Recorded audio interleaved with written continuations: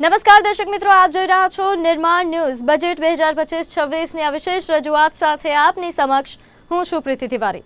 દર્શક મિત્રો, બજેટ આજે રજૂ થયું. કેન્દ્રીય બજેટ સંસદના બજેટ સત્રના બીજા દિવસે નાણામંત્રી નિર્મલા સીતારમણજીએ સતત પોતાનું 8મું બજેટ રજૂ કર્યું. મોદી 3.0નું આ પહેલું પૂર્ણ બજેટ હતું, જેની સાથે તમામ લોકોની ઘણી બધી આશા અપેક્ષાઓ જોડાયેલી હતી. ત્યારે આ બજેટ કોની કેટલી આશાઓ પૂર્ણ કર્યું, કોની કેટલી અપેક્ષાઓ આ બજેટમાં પૂર્ણ થઈ છે.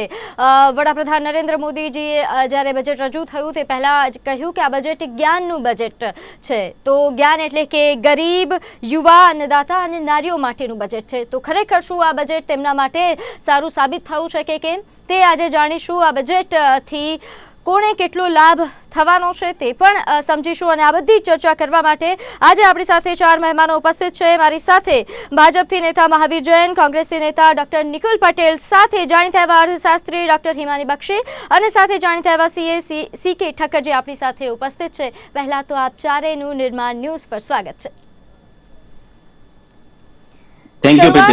શરૂઆત ચંદ્રકાંતભાઈ આપનાથી કરું છું. આ બજેટ જે રજૂ થયું, મોદી 3.0નું આ બજેટ, પહેલું પૂર્ણ બજેટ, આપના મતે આ બજેટ કેવું રહ્યું? સારું, ખરાબ કે ન્યુટ્રલ?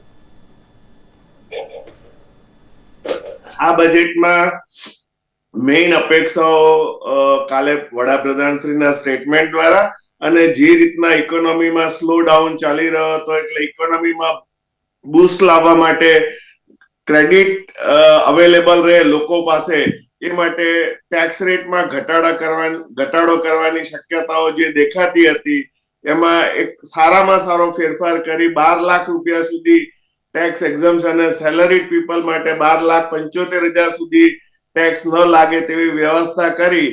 તો 24 લાખ રૂપિયા સુધીની ઇન્કમ પર આપણે જોઈએ તો 1,10,000 રૂપિયાની ટેક્સ રિલીફ ટોટલ મળે છે. હું આમ ગણાવું તો 8 લાખ રૂપિયા સુધી જેની આવક હોય એમને 10,000 નો ફાયદો થશે. 8 લાખ થી 10 લાખ સુધીમાં 11 લાખે 15,000 રૂપિયા, 12 લાખમાં 20,000 રૂપિયા, 16 લાખમાં 50,000 રૂપિયા, 20 લાખમાં 90,000 રૂપિયા, 24 લાખની ઇન્કમ થી વધારે 1,10,000 રૂપિયા સુધીનો ટેક હોમ ઇન્કમ લોકોની વધી જવાની.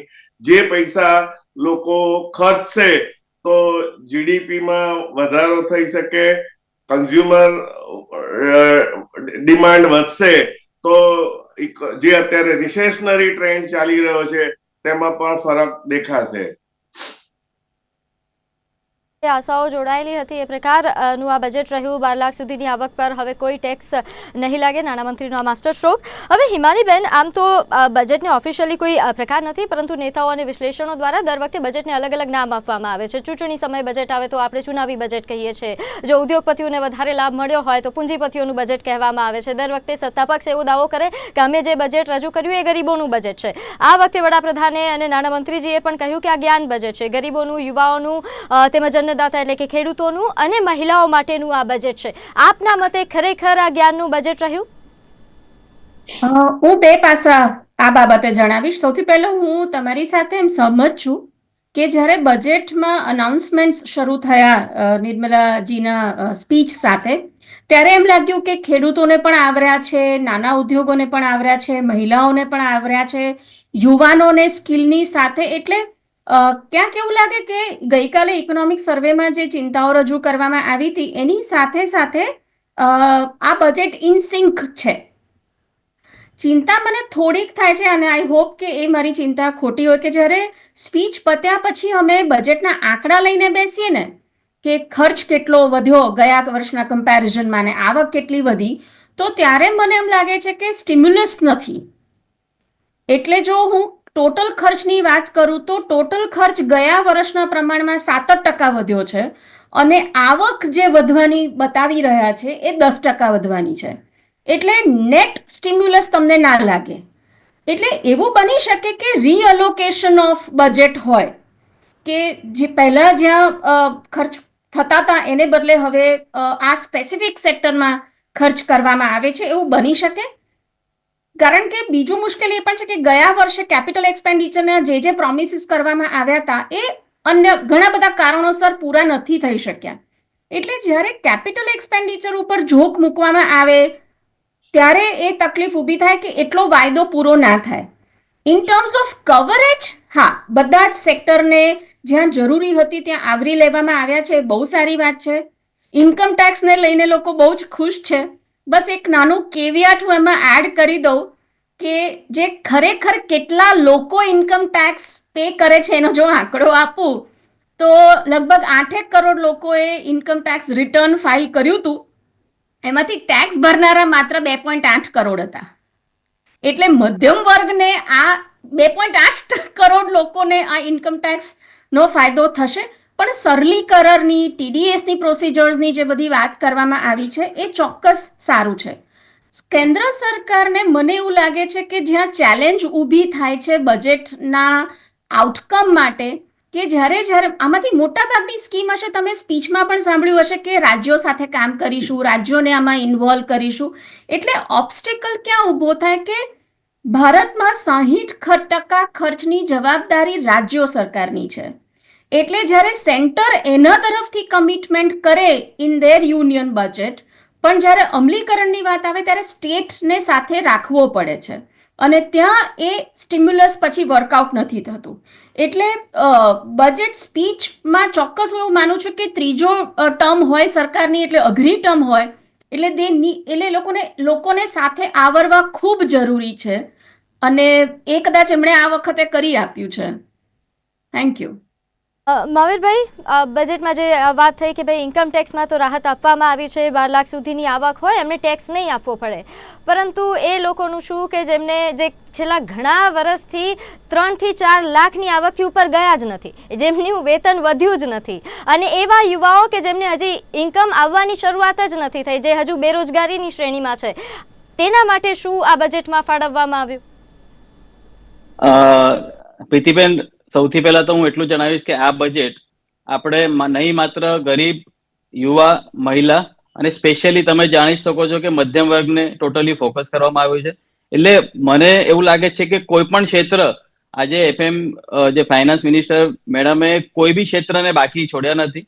અને એને યુવાને પણ એટલું જ બુસ્ટઅપ કરવા માટે તમે જોશો IITs ની નવી જે કોલેજીસ છે એના માટેનું પણ નિર્માણ છે, મેડિકલ ક્ષેત્રને પણ જે ઇમ્પ્રુવમેન્ટ છે, અને જોબ માટે સ્પેસિફિકલી તમને એટલું જણાવીશ, ગયા વર્ષે 22 લાખથી વધારે જોબનું નિર્માણ સરકાર દ્વારા થયું હતું. અને એના માટે જ એ જે આગળ બુસ્ટઅપ કરવા માટે જે મીડિયમ સ્કેલ જે ઇન્ડસ્ટ્રી છે એને ફોકસ પણ કરવામાં આવ્યું છે. એના જે કાયદાઓ છે એને પણ સરળ કરવામાં આવે છે. કસ્ટમ ટેરિફ છે એમાં 7 થી 10 કસ્ટમ ટેરિફ હટાવવામાં આવશે. એટલે તમે જોશો તો ઓવરઓલ હું બેસ્ટ શબ્દમાં આ બજેટને વર્ણવીશ, શાનદાર અને જોરદાર. એટલે અને હું એડમિટ પણ કરીશ ચંદ્રકાંતભાઈ સાથે કે તમે જણાવ્યું કે ભાઈ કન્ઝમ્પશન સેવિંગ વધશે. 12 લાખનું જો આ હું તમને એક શોર્ટમાં ઇન્ફોર્મ કરું તો જીડીપી નો ટોટલી જે ડિપેન્ડન્સી હોય છે એ તમારા કન્ઝમ્પશન પાવર પર હોય છે. અને આપણી 6 થી 8% જો આપણે જીડીપી સુધી પહોંચીશું તો આપણે વિકસિત દેશોનું જે અમારું આપણા દેશનું જે સપનું છે 2047 સુધી, એ માટે એ કન્ઝમ્પશન પાવર વધારવા માટે આ 12 લાખનું જે બુસ્ટઅપ જે કહેવાય ને ડોઝ એ કામ લાગશે. અને એનાથી સેવિંગ વધશે, કન્ઝમ્પશન થશે, રોટેશન થશે, અને એ રોટેશન એટલું ફાસ્ટ થશે કે જે હરણફાળ ગતિએ આપણું જે અર્થતંત્ર છે દોડશે.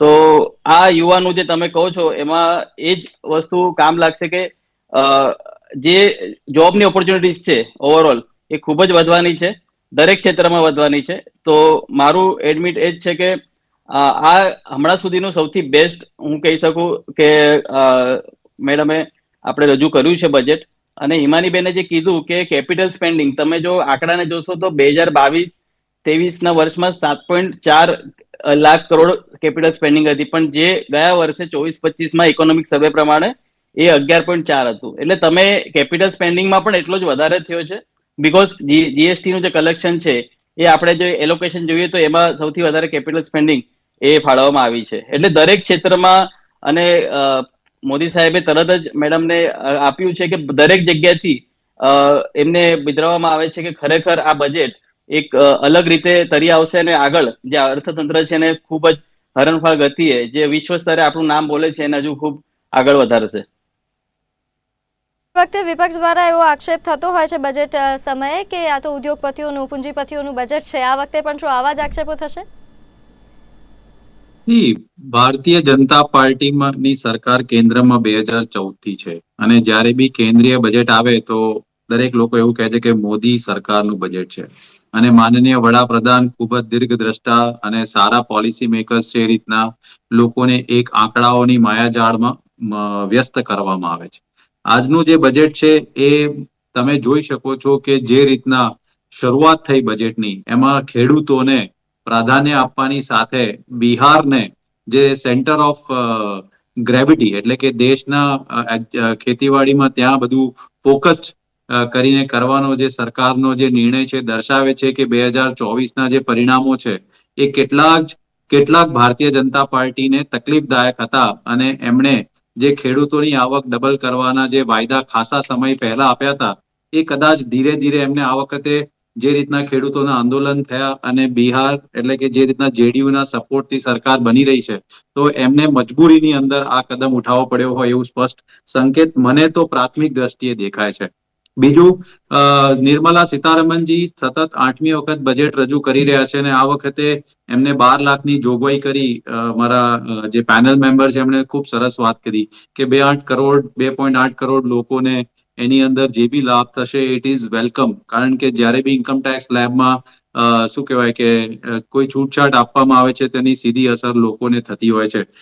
ત્રીજી વસ્તુ કહેવા માંગીશ કે મેન્યુફેક્ચરિંગ સેક્ટરની જ્યારે આપણે વાત કરવામાં આવીએ તો 2014ની અંદર મને ચોક્કસ યાદ છે કે માનનીય વડાપ્રધાને મેક ઇન ઇન્ડિયાનો જે પોલિસી લોન્ચ કરી હતી ને એવું દીર્ઘદ્રષ્ટા ત્યારે એવા આંકડા આપ્યા હતા કે આવનારા 2022 સુધીમાં 10 કરોડ મેન્યુફેક્ચરિંગ યુનિટ્સ એટલે કે એક વર્ષમાં ઓલમોસ્ટ 1 કરોડ જેટલા જેનાથી રોજગારી ઉત્પન્ન થશે. જીડીપીના મેન્યુફેક્ચરિંગ સેક્ટરના 25% યોગદાન હશે પણ કશે એ જીડીપીના આંકડાઓમાં રિફ્લેક્ટ નથી થઈ રહ્યું. મેન્યુફેક્ચરિંગ સેક્ટરની પરિસ્થિતિ શું છે આપણે સૌ જાણીએ છીએ અને કેટલા રોજગાર જનરેટ થયા એ બધા આપણે જોઈએ છીએ અને જાણીએ છીએ છેલ્લા 10 વર્ષમાં. આ કોઈ પહેલું બજેટ નથી એટલે હવે ભારતીય જનતા પાર્ટી એવો ક્લેમ ના કરી શકે કે કોંગ્રેસના સમયમાં આવું હતું અને આ હતું ને અમને આ તકલીફ હતી એના લીધે અમે આ ના કરી શક્યા. છેલ્લા 10 વર્ષમાં જનતાએ એમને ખૂબ જ બહોળો પ્રતિસાદ આપ્યો છે અને 2014ની હું પોલિસીની વાત કરી રહ્યો છું જે મેન્યુફેક્ચરિંગ સેક્ટર જોડે જોડાયેલી છે. આજે બી ટ્રેડ ડેફિસિટ છે, આપણે નેટ ઇમ્પોર્ટર્સ છે, એક્સપોર્ટની વાત તો ભૂલી જાઓ દૂર દૂર સુધી. ત્રીજો મુદ્દો વાત કરવા માંગીશ કે મારા માનનીય વડાપ્રધાને એવું કીધું કે હું નવી શિક્ષણ નીતિ લઈને આવ્યો. શિક્ષણ અને શું કહેવાય કે હેલ્થ એ બંને જે વિકસિત ભારતની જે પરિકલ્પના 2047ની છે એના મુખ્ય પાયા છે એવું હું માનું છું અને કોંગ્રેસ બી માને છે, જેથી કોંગ્રેસે હંમેશા શિક્ષણને પ્રાધાન્ય આપ્યું હતું. પણ અહીંયા નવી શિક્ષણ નીતિના ડોક્યુમેન્ટમાં તમે જોયું હશે કે એવું એક નિર્દેશ કરવામાં આવ્યો હતો કે 1 લાખ શાળાઓ એવી છે કે જ્યાં એક જ શિક્ષક છે.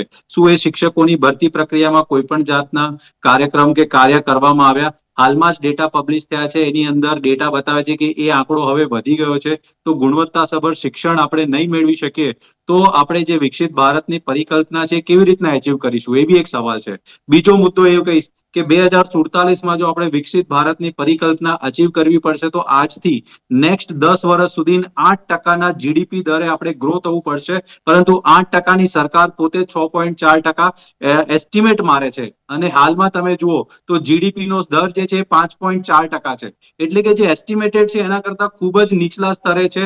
તો સરકાર આના માટે શું કાર્યવાહી કરી રહી છે જમીની સ્તર ઉપર એ કશે ડેફિનેટલી અગેન હું પેનલ મેમ્બરને એપ્રિશિએટ કરીશ કે સેન્ટર ડિક્લેર કરે છે, સ્ટેટ જોડે કોલેબોરેશન કરે છે. અલ્ટિમેટલી મોદી સરકાર શું કરશે કે રાજ્યો લોકો કરતા નથી એટલે અમે અચીવ નથી કરી શક્યા, એટલે કે દોષનો ટોપલો હંમેશા બીજાના માથે ફોડવાની જે ભારતીય જનતા પાર્ટી સરકારની નીતિ છે એ આ બજેટમાં ફરીથી રિફ્લેક્ટ થાય છે.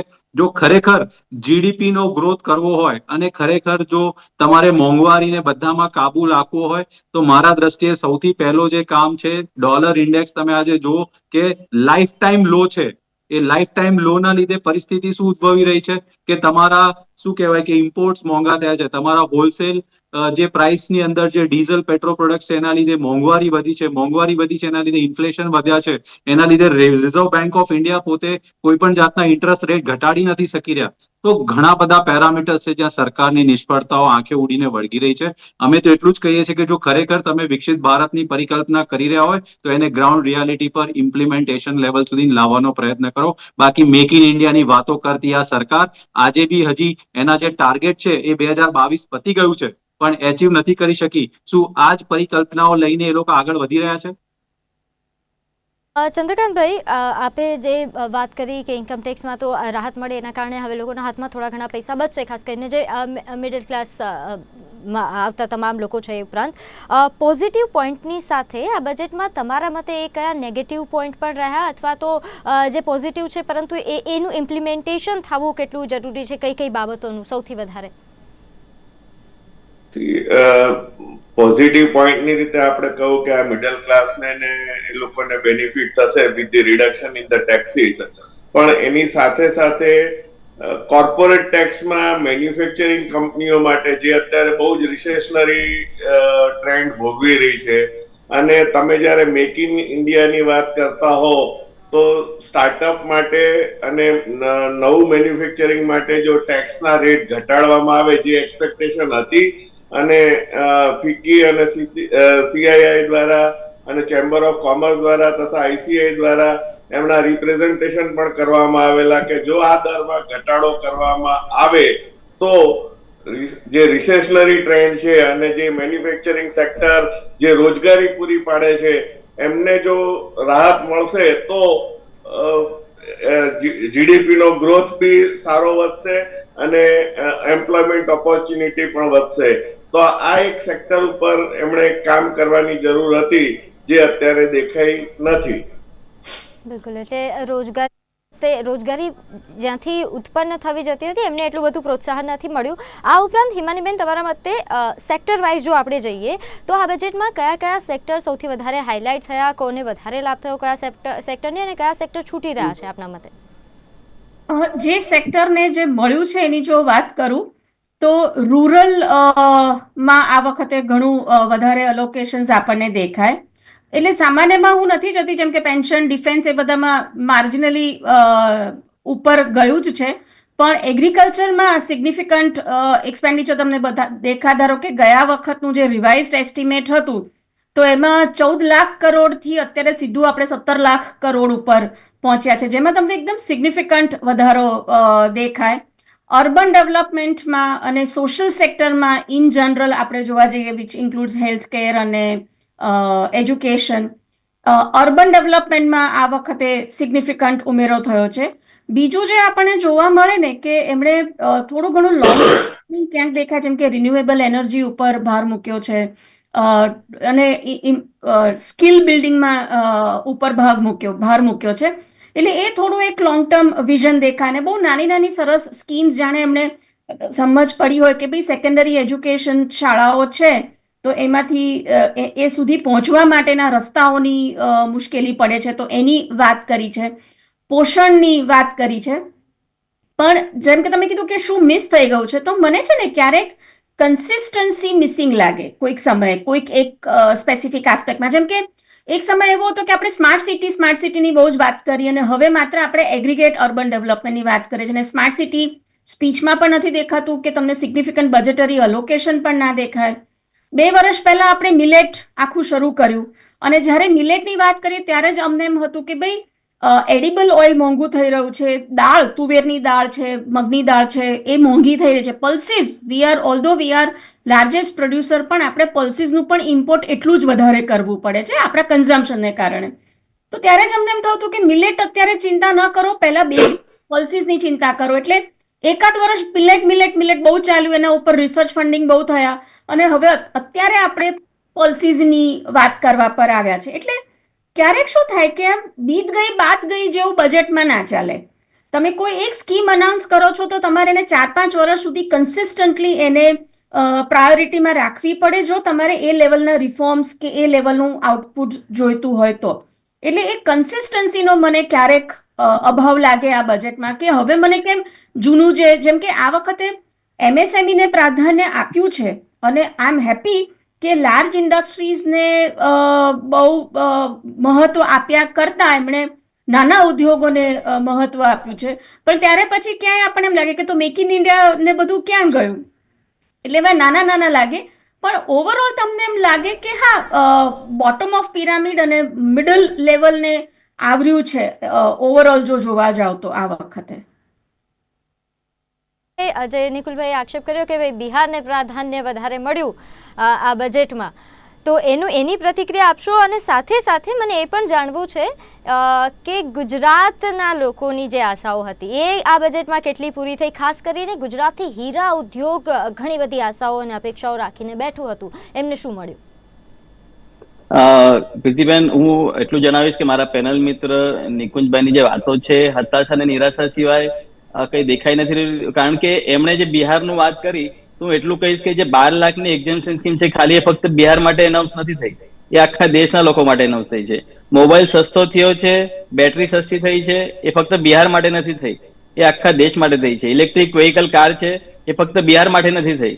એટલે એવી તો 1000 વસ્તુ છે જે તમને હું ગણાવીશ કે એ બિહારને સ્પેસિફિક જે ફોકસ કરવામાં આવી રહ્યું છે એવું કઈ થયું નથી. કારણ કે જે બેનિફિટ્સ છે એ ઓલ ઇન્ડિયાના બધા જ લોકોને ફાયદો કરશે. અને એ અનુસંધાનમાં જ અમારા ફાઇનાન્સ મિનિસ્ટરે દરેક વસ્તુને પ્રાધાન્ય આપીને વાત કરી છે. અને સાહેબે કીધું એ પ્રમાણે કે નિકુલભાઈ કહેતા હતા કે ભાઈ રોજગાર, હવે તમારા પાસે આંકડે કે માહિતી છે એ તો ખબર નથી, પણ કોંગ્રેસના સમયમાં જે 2014ની વાત હતી તે સમયે 6.5 લાખ જે રોજગારનું રેશિયો હતો, જે 2017-18માં 15.5 લાખ થયો. અને ગયા વર્ષે એ 1.5 કરોડની ઉપર જે રોજગારી જે ગવર્મેન્ટ દ્વારા પ્રૂવ કરવામાં આવે છે એ પણ પ્રોવાઈડ કરવામાં આવી છે. આરબીઆઈ ની વાત કરી તો તમે જરા આંકડા જોઈ લેજો. આ ગઈકાલના જ ઇકોનોમિક્સ ટાઈમ્સમાં છે કે જે 2023-24માં આરબીઆઈએ ડિવિડન્ડ રિફંડ જે આપ્યું છે સરકારને 47,000 કરોડ હતું, પરંતુ 2024-25માં એ વધીને 2,10,000 કરોડ થયું છે.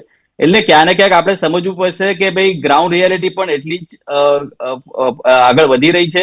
અને ખરેખર દેશ આપણે ખૂબ જ હરણફાળ ગતિએ જે વિકસિત દેશનું જે આપણું સપનું છે એ દિશામાં આગળ વધી રહ્યું છે.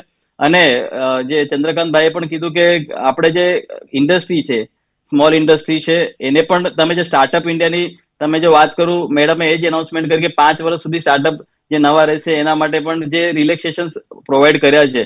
અને સાહેબે કીધું નિકુલભાઈ કે ભાઈ મેડિકલ ક્ષેત્ર, તમને ખ્યાલ નહીં હોય તો ફક્ત ને ફક્ત જે બીજેપીના સમયકાળ દરમિયાન આપણે મેડિકલ કોલેજ સિલવાસામાં ફર્સ્ટ વાર બનાવવામાં આવી છે. અને રેલવે યુનિવર્સિટી એનું જે સપનું છે એ પણ બીજેપીએ જ કર્યું છે. અને એમ્સ ઇન નોર્થ ઇસ્ટમાં જે છે, એમ્સ આપણે કોઈ દિવસ કોંગ્રેસના કાળમાં તો જોઈ નહીં હતી, પણ નોર્થ ઇસ્ટમાં પણ એમ્સ બીજેપી દ્વારા જ જે મેડિકલ ક્ષેત્ર તમે વાત કરો છો, અને 75,000થી વધુ મેડિકલ સીટ્સ આવતા 5 વર્ષમાં પણ પ્રોવાઈડ કરવામાં આવશે. એટલે આ બધી વસ્તુને તમારે સમજવી પડશે. ફક્ત બોલવાથી એ આંકડા પુરવાર થઈ નથી જતા, પણ ગ્રાઉન્ડ રિયાલિટી પણ એટલી જ હકીકત છે. અને સરકાર ખૂબ જ એકદમ ચોક્કસ ગતિએ આમાં આગળ વધી રહી છે. એટલે આપણે એ વસ્તુનું ખાસ ધ્યાન રાખવું પડશે. એટલે નિકુલભાઈ, મારી ખાસ વિનંતી છે કે આપ આંકડાકીય રીતે પણ આગળ આ વાતને દપાવશો. કારણ કે ફક્ત ને ફક્ત આરોપ અને પ્રત્યારોપ કરવાથી કઈ સત્ય થઈ જવાનું નથી. આપણે જોવું પડશે કે ખરેખર જે આ 12 લાખનું જે ઇન્વેસ્ટમેન્ટ જે હવે મધ્યમ વર્ગ કરશે, એનું જે એસઆઈપી થી લઈને દરેક ક્ષેત્રમાં જે બુસ્ટઅપ આવશે, એ આવનારા વર્ષોમાં તમને ખ્યાલ આવશે કે કોંગ્રેસ દૂર દૂર સુધી આને ટચ પણ નહીં કરી શકે. ગુજરાત માટે પણ જણાવશો શું ખાસ? ગુજરાત માટે આ સર્વલક્ષી બજેટ છે. એટલે દરેક વસ્તુ જે મેં વાત કરી એ ગુજરાતને પણ લાગુ પડે છે. અને ઉદ્યોગોને જે તમે કીધું હીરા ઉદ્યોગ માટે, કારણ કે આમાં મધ્યમ વર્ગને જો બુસ્ટઅપ મળશે તો દરેક ક્ષેત્ર એક્ટિવ થઈ જશે. કારણ કે કન્ઝમ્પશન પાવર વધશે એટલે દરેકને ટેક્સટાઇલ હોય, હીરા ઉદ્યોગ હોય, તો દરેક ક્ષેત્રમાં આપણું જે ઇકોનોમી છે એ તંત્ર એકદમ એક્ટિવ થઈ જશે. અને એ રીતે આપણે ગુજરાતને પણ આપણે આગળ સપના જે છે એ પુરવાર કમ્પ્લીટ થશે. એક છેલ્લી પ્રતિક્રિયા નિકુલભાઈ આપના તરફથી, ને પછી સમય થશે એક બ્રેક લેવાનો. જે રીતે મહાવીરભાઈએ વાત કરી કે આ તો બસ આક્ષેપો જ રહ્યા છે, અને જે કોંગ્રેસના કાર્યકાળમાં થયું એનાથી તો બહુ વધારે સારું કામ કરી દીધું છે ભાજપે. શું માનો છો ખરેખર? મારા ભારતીય જનતા પાર્ટીના મિત્ર છે ને મારી વાત સમજી જ ના શક્યા. એટલે કદાચ એમણે પ્રતિક્રિયામાં કીધું કે બિહારને મળશે તો આખા દેશને મળશે ને એવું બધું જે એમણે પ્રતિક્રિયા આપી, કદાચ એમને સમજણ ન પડી કે હું શું કહેવા માંગી રહ્યો. તમે 12 લાખની આવક મર્યાદા કરી અને વધાવી તો લીધી, એ કદાચ એમણે સાંભળ્યું બી નહીં. એટલે સરકારે સૌથી પહેલા વિપક્ષને સારી રીતે સાંભળવાની તૈયારી દર્શાવવી જોઈએ ને ત્યાર પછી એના પર આક્ષેપ પ્રતિ આક્ષેપ કરવા જોઈએ. અમે જે વસ્તુ કહી રહ્યા છે એને સાંભળવાની તૈયારી બી રાખો.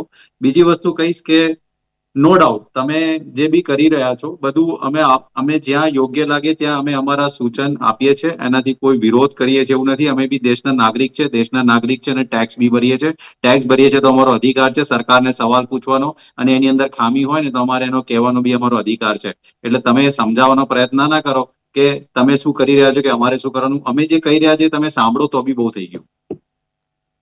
જી, હાલ સમય થયો છે એક નાનકડા વિરામનો. આપણે આ ચર્ચાને આગળ વધારીશું બ્રેક બાદ. ફરી મળીએ.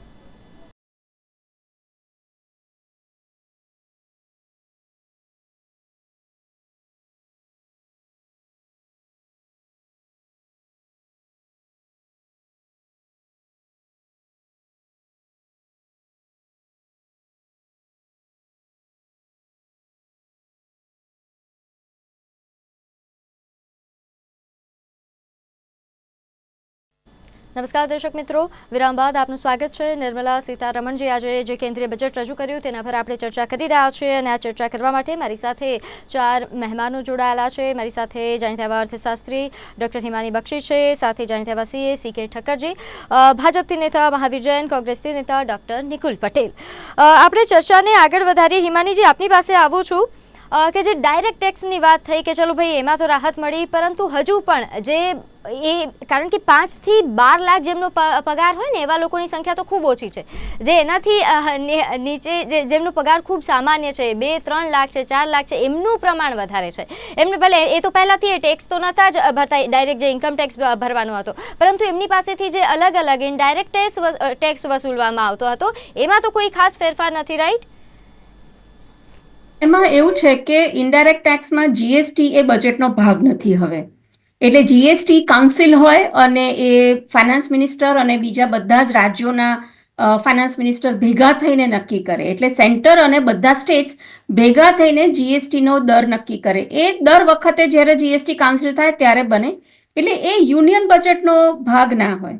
બીજો જે ઇનડાયરેક્ટ ટેક્સીસ, હાજી એ વાત કરો ને પછી એક જે પેટ્રોલ ડીઝલ ને લઈને પણ ઘણા લોકો અપેક્ષા રાખી હતી કે એ ફેરફાર નથી. કસ્ટમ ડ્યુટીમાં ઘણો બધો ઘટાડો છે અને સરલીકરણ છે, એક સારી વાત છે.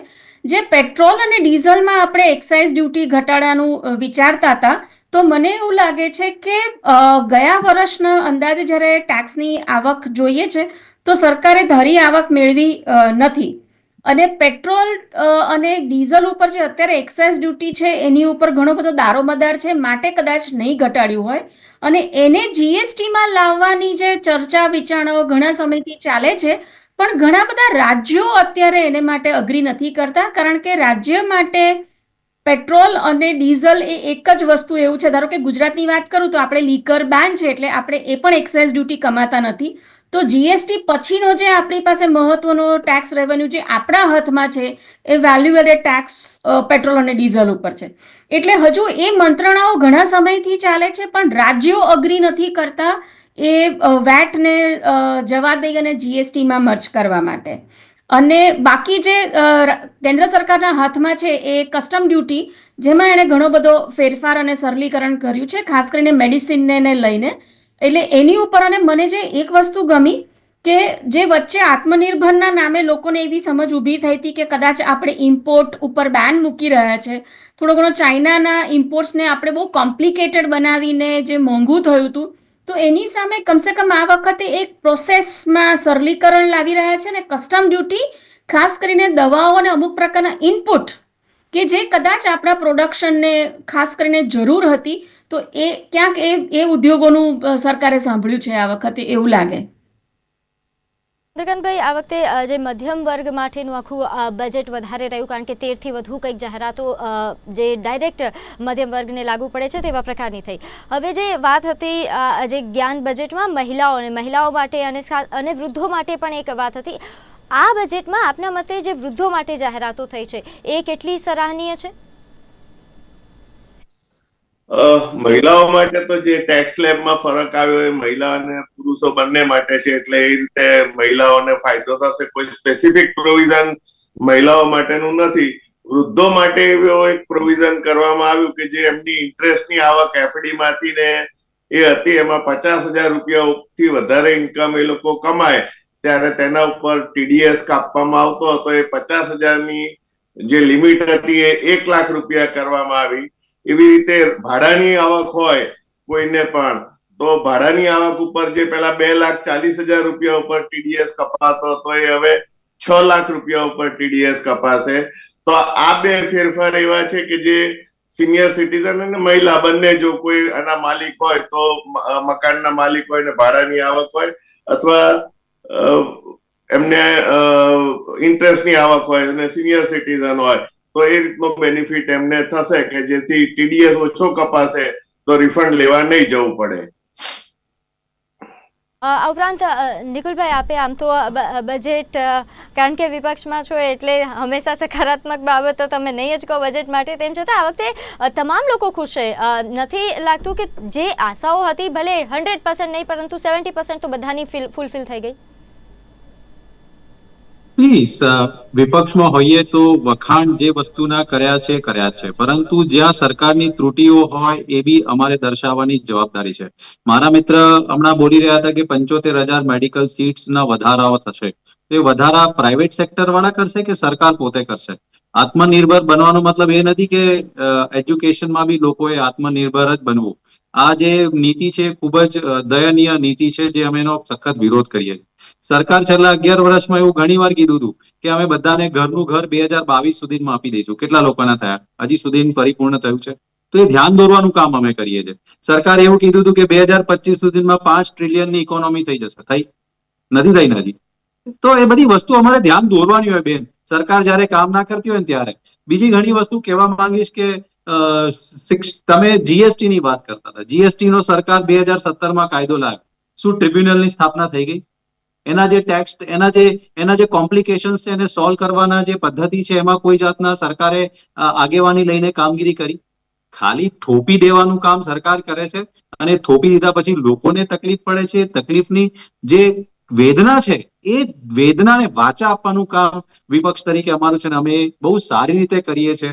ભલે તમે જુઓ આ વખતે 2024માં સરકારને લોકોએ પોતાનો ચહેરો બતાવ્યો એટલે સરકાર થોડી નરમ પડી છે, અને તમે જોઈ શકો છો એની સીધી રિફ્લેક્ટ બજેટમાં થઈ રહી છે. અને આ પેલું કયું ગરીબ, મહિલા, યુવાન, એ બધું ગયા બજેટમાં બી નિર્મલા સીતારમણ બોલ્યા હતા. નતા બોલ્યા શું લોકસભાના ચૂંટણી પહેલા? પરંતુ એને રિયલ સેન્સમાં લાવવા માટે કેટલા તકેદારી ભાગરૂપે પગલા ભર્યા એ કશે ને કશે રિફ્લેક્ટ નથી થઈ રહ્યું. શિક્ષણમાં નથી થઈ રહ્યું, હેલ્થમાં નથી થઈ રહ્યું, મેન્યુફેક્ચરિંગ સેક્ટરમાં નથી થઈ રહ્યું, ખેડૂતોની આવકમાં નથી થઈ રહ્યું, બીમા યોજનામાં નથી થઈ રહ્યું. બહુ બધી જગ્યા એવી છે. એટલે હું કહું સરકાર બહુ સારું કરવા ઈચ્છે છે, બરાબર છે, પણ એ સારું ક્યારે થશે? મેં તો ખાલી એક મેક ઇન ઇન્ડિયાનો કોન્સેપ્ટ જે 2014માં પ્રધાનમંત્રી જે આપણા દીર્ઘદ્રષ્ટા છે અને ખૂબ જ શું કહેવાય કે સારી રીતે દેશને આગળ લઈ જઈ રહ્યા છે, તો એ પોલિસી ખાલી ઇમ્પ્લિમેન્ટ કરીને બતાવે તો બી દેશને ઘણો ફાયદો થશે એવું અમારું સ્પષ્ટ માનવું છે. પણ એ નથી થઈ રહ્યું એટલે અમારે સરકારનું ધ્યાન દોરવું પડે છે. મહત્વપૂર્ણ બાબત છે, કારણ કે જાહેરાતો તો મોટી મોટી દર વખતે થાય છે. તમામ પ્રકારની યોજનાઓની જો વાત કરવામાં આવે હંમેશા સારી જ રહી છે. કોઈ ભૂલ ન કાઢી શકે એવા પ્રકારની યોજનાઓ આવે છે, પરંતુ છેલ્લે વાત ત્યાં જ અટકે છે કે પહોંચતી નથી લોકો સુધી. એક તો પહેલી બાબત, અને પહોંચે છે તો એટલું જે આશાઓ જે તમને પહેલા જે દેખાડ્યા છે કે ભાઈ આટલી ગતિ આગળ વધીશું, આટલી બધી યોજનાઓનો આટલા લોકોને લાભ મળશે, પરંતુ એ પછી ફાઇનલ આપણે આંકડાઓ જોઈએ તો એટલા બધા લોકો સુધી પહોંચતી નથી યોજનાઓ. જેટલા પૈસા ફાળવવામાં આવે છે એ પૈસા પણ એટલા બધા પહોંચતા નથી એ લોકો સુધી. તો એમાં ક્યાં ખામી રહી જાય છે? શા કારણે ગ્રાઉન્ડ લેવલ પર બજેટ ગમે એટલું સારું હોય, પરંતુ એ ગ્રાઉન્ડ લેવલ સુધી એ બજેટની જે કસર દેખાવી જોઈએ દેખાતી નથી? પ્રીતિબેન, હું મારા મિત્રને એટલું જ જણાવીશ કે ગ્રાઉન્ડ લેવલ પર પણ તમારે આવવું પડશે. ફક્ત તમે ત્યાં ઓફિસમાં બેસીને વાતો કરશો તો એ થશે નહીં. કારણ કે જો ગ્રાઉન્ડ લેવલની વાત કરીએ તો ખેડૂતો માટે તો સ્પેસિફિક આ વખતે એનાઉન્સમેન્ટ થઈ છે કે 3 કરોડની જે ક્રેડિટ લિમિટ 3 લાખની હતી એ 5 લાખની કરી છે, which is going to boost up everything. એટલે તમને બેઝિક વસ્તુ કહું કે આ જે ક્રેડિટ લિમિટ 3 થી જે એમનું જે ઋણ હોય છે એ ચૂકવવાની જે ક્ષમતા છે એ વધી જશે. એને લીધે એમની જે કેપેસિટી છે વર્કિંગની એ વધી જશે. ઉપરથી 1,74,00,000 જેટલા ખેડૂત કનેક્ટ થયા છે ઈ નમો મંડી સાથે. એટલે જે ડિજિટાઇઝેશનનું જે વર્કિંગ છે, જે તમે મોમેન્ટ કહો છો, પૈસાનું જે ગ્રાઉન્ડ લેવલ પર થઈ નથી રહેતું, આ બધી વસ્તુને આપણે યુપીઆઈ ટ્રાન્ઝેક્શનની લિમિટ 30,000 કરવામાં આવી છે.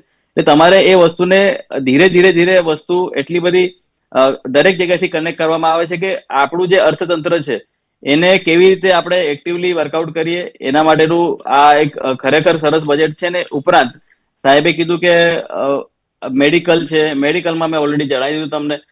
શિક્ષણ ક્ષેત્રે તમે જો તો દરેક ગવર્મેન્ટ સ્કૂલમાં બ્રોડબેન્ડ પ્રોવાઈડ કરવાની વાત થઈ છે, અને એ વસ્તુ ઓલરેડી પાઇપલાઇનમાં ઘણી બધી સ્કૂલોમાં થઈ ગઈ છે.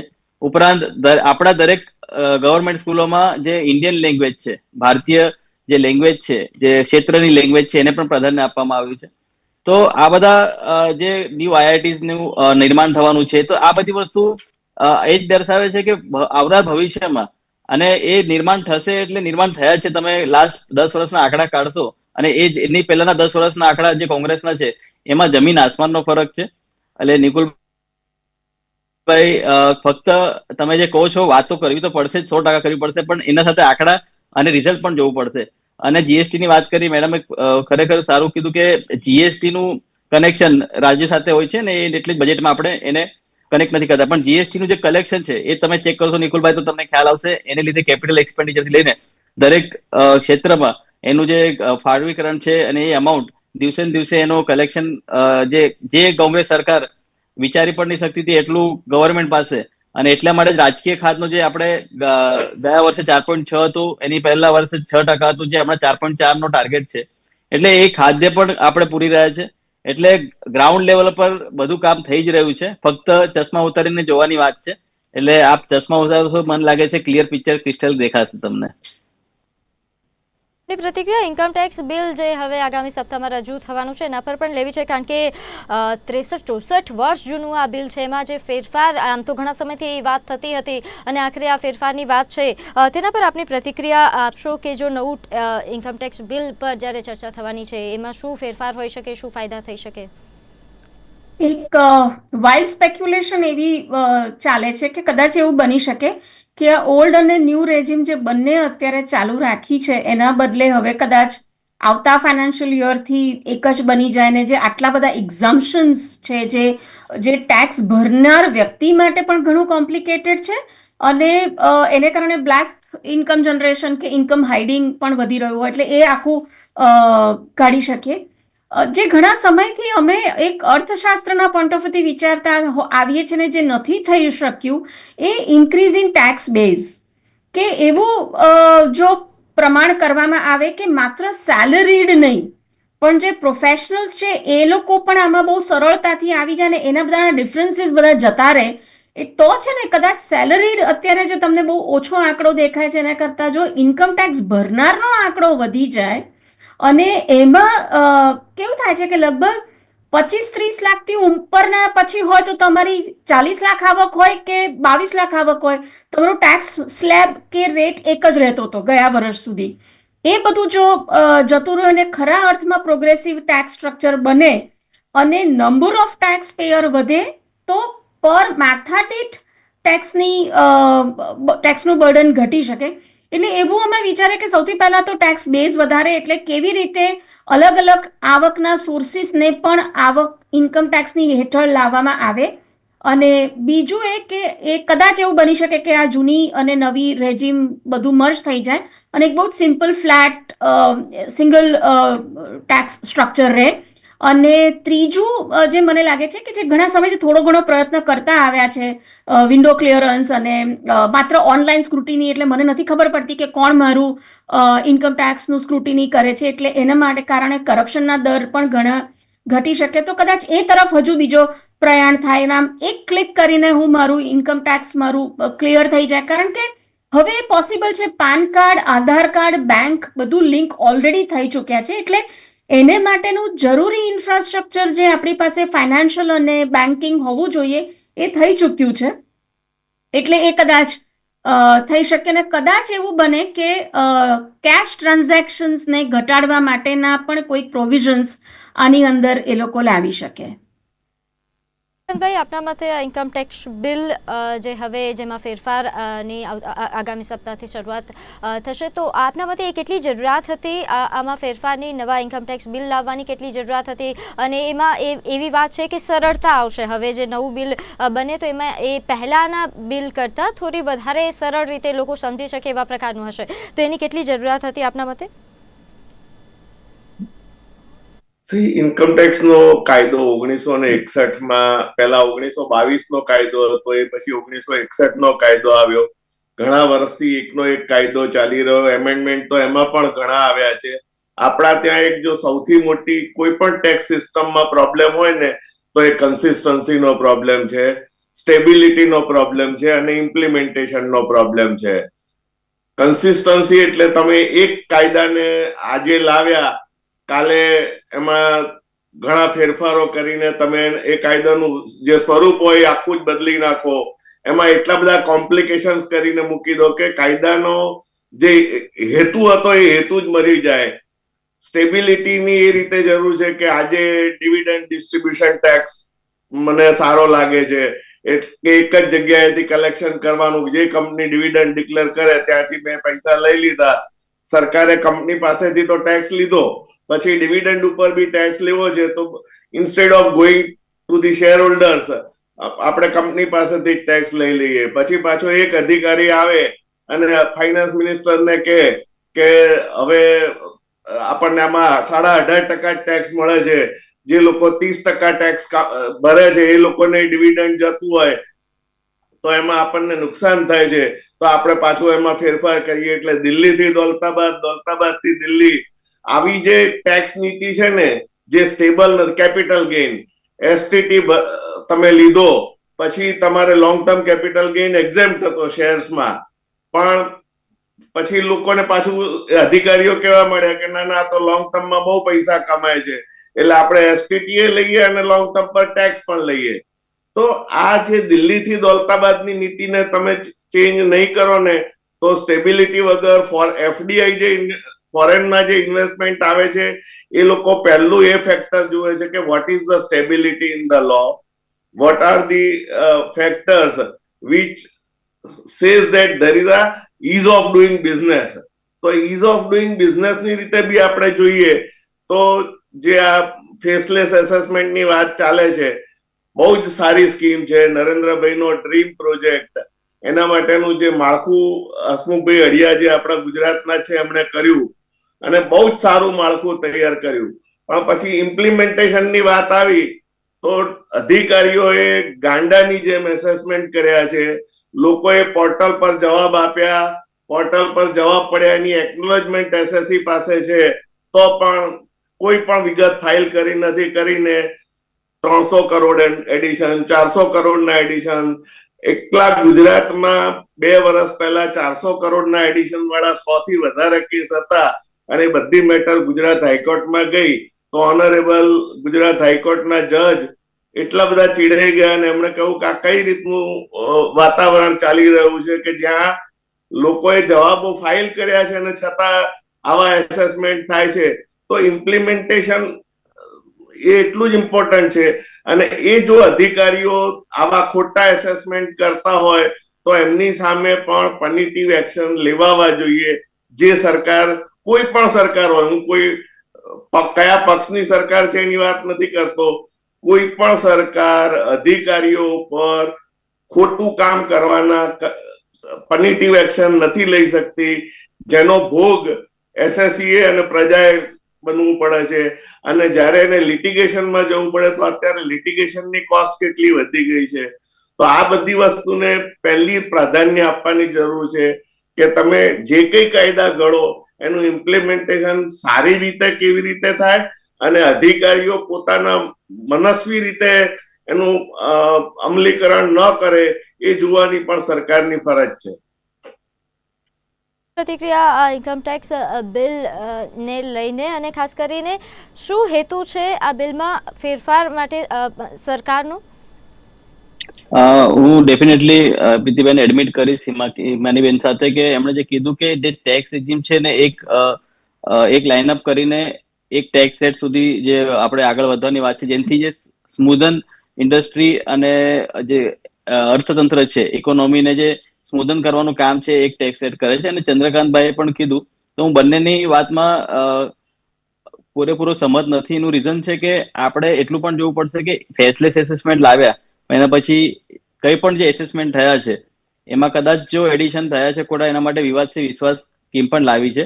આ કોંગ્રેસની સરકાર નથી કે ખાલી જોયા કરે છે, એ તરત એક્શન અને એના પર જે રિએક્શન આવ્યા છે એના પર વર્કિંગ કરે છે. એટલે વિવાદ છે વિશ્વાસ સ્કીમમાં જો તમારે જાણ ખાતર હું તમને કહી દઉં કે 3,30,000 જેટલા કેસોમાં વિવાદ છે વિશ્વાસનો લાભ આપણા ઇન્ડિયામાં બધા લોકોએ લીધો છે. એટલે એ બી વસ્તુ જોવી પડશે. એમાં જે ઇન્ટરેસ્ટ પેનલ્ટી વેવ કરી છે. અને ઈમાનીબેનને એટલું પણ કહીશ કે જે આઈટી જે પ્રોસેસની વાત છે, તમે હવે જોશો તો આઈટી રિફંડ તમને એ 2 દિવસમાં મળી જાય છે. એ જે તમારા કોંગ્રેસની સરકારમાં 2 વર્ષ 5 વર્ષ સુધી તમારે ગોતા ખાવા પડતા હતા ડિપાર્ટમેન્ટના, એ ફક્ત 2 દિવસમાં તમને ઘર બેઠા તમારા એકાઉન્ટમાં ક્રેડિટ થઈ જાય છે.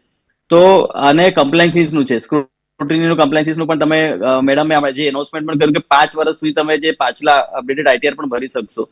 એટલે દરેક ક્ષેત્રને જે કદાચ પાછળ કરેક્શન કરવાના છે, કરેક્શન તરત થયા છે. અને એ દિશામાં જે સ્ટેપ લેવાના છે સ્ટેપ લઈને મેડમે જે સ્ક્રુટની કેસીસ છે એને કમ્પ્લાયન્સીસને પણ હળવા કર્યા છે. નાના ટ્રસ્ટો છે, નાના ટ્રસ્ટો માટેની પણ જે વિધિ છે એમણે પણ એવું પણ કીધું કે નાના ટ્રસ્ટો માટે જે નાના કંઈક મોટી ક્વેરી આવશે એ પણ ઇગ્નોર કરવામાં આવશે. એટલે દરેક નાનાથી મોટા ક્ષેત્રને કેવી રીતના બુસ્ટઅપ કરવું અને જે પણ એમ્બિગ્યુટી ક્રિએટ થાય છે એને સોલ્વ કરવા માટેના તરત આ બજેટમાં એક્શન લેવામાં આવ્યા છે. તો એનું પણ આપ ધ્યાન રાખશો. એટલે ચંદ્રકાંતભાઈ, હિમાનીબેન, આ વસ્તુનું પણ કરેક્શન થઈ જ રહ્યું છે. પણ ડેફિનેટલી હું નિકુલભાઈને તો એટલું કહીશ જ કે જે ટેક્સ કલેક્શન જે સરકાર આગળ કરતી હતી એની સામે હમણાં જીએસટીની જે કાઉન્સિલ વર્કિંગ કરી રહી છે એનામાં દિવસે ને દિવસે ઉત્તર વધારો પણ થાય છે. એનું તમે હાઉસિંગની પણ વાત કરી હતી, તો હાઉસિંગના 40,000 યુનિટ્સનું જે ડેવલપમેન્ટ છે એ પણ ગ્રાઉન્ડ લેવલ પર થયું છે. અને 1 લાખ અર્બન ડેવલપમેન્ટ માટેનું જે 1 લાખ કરોડનું પણ આ વખતે બજેટમાં ફાળવણી થઈ છે. એટલે આ દરેક ક્ષેત્રને ખેડૂતથી લઈને આજે ઇન્કમ ટેક્સ માટે જે સેલેરાઇડ પર્સન માટેનું પણ જે ઇન્કમ ટેક્સ પ્રોસેસ એક ઇઝી ડુઈંગ થઈ ગઈ છે અને રિફંડ પણ તરત મળી જાય છે. એટલે જે પૈસા છે ફસાઈ નહીં રહી કોંગ્રેસની સરકારની જેમ. તમારા પૈસા અઠવાડિયામાં આવીને તમે એને યુટિલાઇઝ કરી શકો છો. એટલે મેડમ આ એક બહુ પોઝિટિવ પોઈન્ટ છે. જે ઇન્કમ ટેક્સનું પોર્ટલ એ થાકેલું હતું એ તમે જોશો કે હવે ક્યાં પણ ક્લિક થતું નથી. અને સૌથી સારી વાત એમાં એ પણ થઈ છે કે નોટ ઓનલી ખાલી આઈટી ને બેન્કિંગ અને જીએસટી પણ એમાં લિંક થયું છે આધાર કાર્ડની સાથે. તો તમારા બધા જ ટ્રાન્ઝેક્શન ઓનલાઈન આમાં રિફ્લેક્ટ થાય છે. અને એમાં શેર માર્કેટનું પણ રિફ્લેક્શન થાય. સાહેબે કીધું કે એ વોલ્યુમ એટલું બધું વધી ગયું છે. એસઆઈપીમાં ઇફ યુ અવેર કે 40,000 કરોડનું ઇન્વેસ્ટમેન્ટ હમણાં ઇન્ડિયાની જે પ્રજા છે એ આવનારા વર્ષોમાં આપણું જે શેર બજાર ખરેખર લાખ રૂપિયાની ઉપર જાય ટૂંક જ સમયમાં, એમાં કોઈ બેમત નથી. કારણ કે જે રીતે એસઆઈપીમાં ને એમાં ઇન્વેસ્ટમેન્ટ થઈ રહ્યું છે એમાં પણ જે શેર માર્કેટ છે અને નાના આઈપીઓ છે એસએમઈના, એ પણ ખરેખર તમે જોશો તો લાસ્ટ 2 યર્સના રેકોર્ડ કરો તો બધા એસએમઈના નાના આઈપીઓસ પણ સક્સેસફુલ રહ્યા છે. તો દરેક ઇકોનોમી અહીંયા ડેવલપ કરી રહી છે. આપનું ઇન્કમ ટેક્સ બિલને લઈને શું માનવું છે, શું પ્રતિક્રિયા, ખાસ કરીને જો આગામી સપ્તાહમાં રજૂ થશે તો વિપક્ષનું શું સ્ટેન્ડ છે આ બિલ બાબતે? ઇન્કમ ટેક્સ બિલ સરકાર ઈચ્છી રહી છે સંસદના પટલ પર લાવે. કઈ રીતના લાવવા માંગી રહી છે, શું મુસદ્દાઓ છે, દેશના જનતાને શું શું ફાયદા થશે, કેવી રીતના થશે, બધા જ વસ્તુ પર, બધી જ પહેલું પર નાના દ્રષ્ટિકોણથી જોવામાં આવશે. અને જે રીતના પેનલ મેમ્બરે સારી વાત કરી કે ભાઈ ફેસલેસ સ્કીમના સરકાર વખાણ કરી રહી છે, પરંતુ જે તેના નિકાલ થવા જોઈએ એ નિકાલ યોગ્ય સમય નથી થઈ રહ્યા. તમે જે બી જનતા છે હું તો એને એડ્રેસ કરવા માંગીશ. ચશ્મા બરાબર પહેર્યા છે અને ચશ્મા બરાબર પહેર્યા પછી બધું બરાબર દેખાય છે એવું હું મારા ભારતીય જનતા પાર્ટીના મિત્રને જણાવવા માંગીશ. અને ચશ્મા પહેરીને અમે જે અભ્યાસને વાંચન કરી એના ભાગરૂપે જ સરકારની જે બી નિષ્ફળતાઓ છે અમે સારી રીતે જનતાઓને દ્રષ્ટિમાન કરાવી રહ્યા છે. હું ખાલી 2 જ વસ્તુ સરકારને એક નાગરિક તરીકે વિનંતી કરવા માંગીશ અને વિપક્ષ તરીકે સૂચન કરવા માંગીશ. કારણ કે મારા ભારતીય જનતા પાર્ટીના જે બી પ્રવક્તા છે હંમેશા એવું જ બતાવતા એ લોકો વિરોધ કરે છે. વિરોધ નહીં, અમે કહેવા માંગીએ છીએ કે સૌ પ્રથમ તમે જે બી પેટ્રોલ ડીઝલના ભાવો છે એ તમે જુઓ સતત સ્થિર રાખી રહ્યા છો, પરંતુ તમે જ કહો છો કે ઇન્ટરનેશનલ બેરલના ક્રૂડના ભાવો એ પ્રમાણે વધઘટ થવા જોઈએ. સાહેબે કીધું કે રશિયાથી 25% ડિસ્કાઉન્ટમાં અમે ક્રૂડ લીધું, પણ એનો ફાયદો લોકોને નથી મળ્યો. એના ફાયદા સરકારી તિજોરીમાં સરકારને થયો છે અને લોકોને નથી થયો. બીજો મુદ્દો એ કહેવા માંગીશ કે સરકાર હંમેશા લોકોને એવું કહે છે અમે આ કરીશું કરીશું કરીશું, તો કરો. અમે એમ નથી કહેતા કે ન કરો, પરંતુ જે શું કહેવાય કે પછી આયુષ્માન ભારતના જે ખ્યાતિ હોસ્પિટલ જેવા સ્કેમ્સ આવે છે ને ચમરબંધીઓ છે એને બી પકડો. અને જે રીતના મારા સાહેબે કીધું કે અધિકારી રાજ, એ અધિકારી રાજમાં જે અધિકારીઓ જે રીતના કાર્ય કરે છે ને લોકોને હેરાનગતિ પહોંચાડે છે, એવા ચમરબંધીઓ પર બી તમે એક્શન લો તો ડેફિનેટલી જે લોકતંત્રની અંદર લોકોના થકી ચાલતો વહીવટ છે એમાં પારદર્શિતા અને સારી રીતે વહીવટ થશે. અમારું કામ છે ચશ્મા સારી રીતે પહેરી, પોલિસીની અંદર વાંચી અને તમારી જે બી શું કે નિષ્ફળતાઓ છે કાં તો જે બી જે લોકોના હિતમાં નથી એનું ધ્યાન દોરવાનું કામ અમારું છે. જે દિવસે અમે સરકારમાં છે એ દિવસે તમે કરજો. એટલે ચશ્માની વાત ના કરો, ચશ્મા અમે બરાબર જ પહેર્યા છે. આપ ચારે મહેમાનો અમારી સાથે જોડાયા તે બદલ આપનો ખૂબ ખૂબ આભાર. તો દર્શક મિત્રો, હાલ કાર્યક્રમમાં બસ આટલું જ. આપ જોતા રહો નિર્માણ ન્યૂઝ. નમસ્કાર.